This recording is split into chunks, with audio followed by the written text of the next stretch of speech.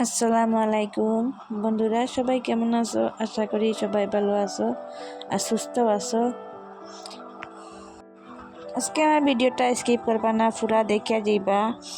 আজকে আমি লোকাল মুরগি দিই আর বাসন মুড়া দিই কীরকম রান্ধি, আর যদি দেখো না পুরা ভিডিওটাতে মিস করবা কীরকম রান্ধি দেখবা।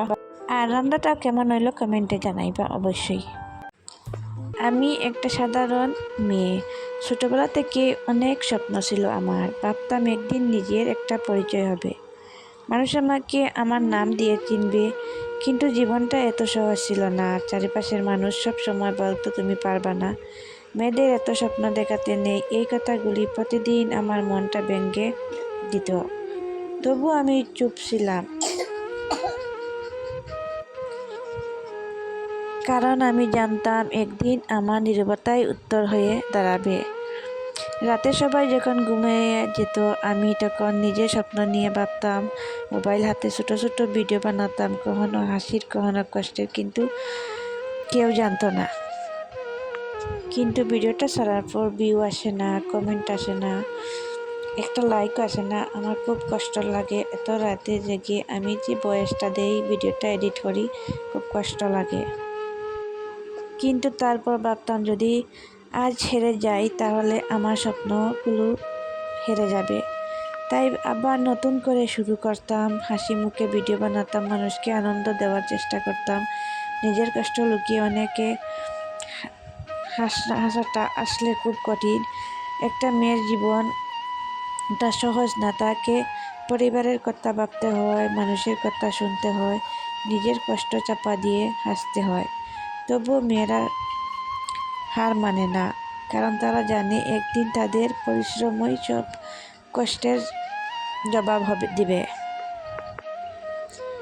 আজ আমি হয়তো খুব বড় কেউ না, কিন্তু আমি চেষ্টা করছি, প্রতিদিন একটু একটু করে এগিয়ে যাচ্ছি। আর বিশ্বাস করি একদিন আমিও সফল হব।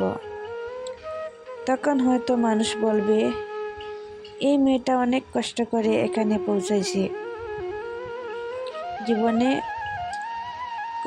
কষ্ট আসবেই, মানুষ কথা বলবেই, কিন্তু কখনো নিজের স্বপ্ন ছেড়ে দিও না, কারণ অন্ধকার রাতের পর সবচেয়ে সুন্দর সকাল আসে। এই মুরগিটা আমি বাসর মুড়া, এটার আমরা খরল হই, এটা দিয়ে আজকে রান্ধিমু।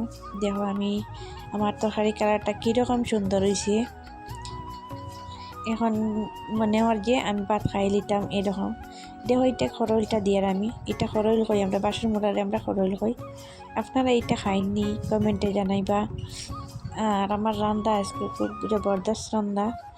আজকে আমার বাবার বাড়ির লাস্ট দিন, মানে খাইয়ে তারপরে বাড়ির জিমুগা আমি। কালকে আমার বাবার বাড়ির থেকে আমার স্বামীর বাড়ির জিমুগা। মেয়েরার বাড়ি বলতে কোনোটাও নাই, বাবার বাড়ি স্বামীর বাড়ি এটাও। তারা কোনোদিন বাড়িও হয় না, উইতেও না। আমরা মেয়েরা এইরকম, আমি দিন আমরা যত সব মেয়েরার হতা হইয়া। দেখো আমার খরলটা দিয়া দিছি, এখন আমি এটা গুঁড়ি দিমু, তার বাদে ওর পরে আপনারা দেখাইমু আমার তরকারিটা কীরকম হইল।